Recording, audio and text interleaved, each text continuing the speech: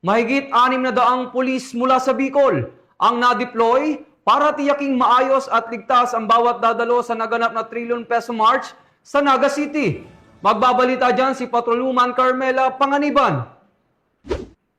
Mahigit 600 tauhan ng PNP Bicol ang na-deploy noong ika-1 ng Oktubre taong kasalukuyan upang tiyakin ang ligtas, mapayapa at maayos na pagdaraos ng trilyon peso march sa Naga City.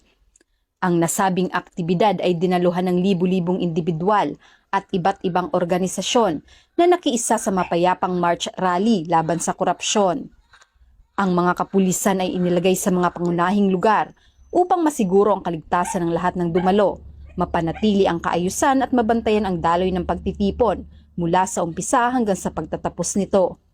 Sa ilalim ng komprehensibong security plan, ang PNP ay nag-focus sa pamamahala ng trapiko, pagbabantay sa paligid at kahandaan ng quick reaction teams at civil disturbance management units. Pinalakas din ang mga hakbang sa seguridad sa pamamagitan ng karagdagang pagbabantay sa venue at mga checkpoint, gayon din ang pagpapalakas ng perimeter security sa Basilica Minore at Liboton Crossing. Ang mga CDM, QRT at RSSF contingents ay nakaantabay malapit sa Basilica upang agad makaresponde sakaling nagkaroon ng emergency.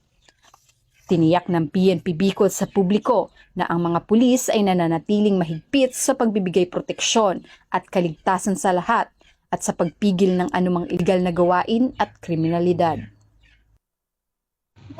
Mula dito sa Naga City, ako ang inyong PNN correspondent, Patrolwoman Carmela Panganiban, alabet ng batas, tagatagwid ng Pagkitang Pulis.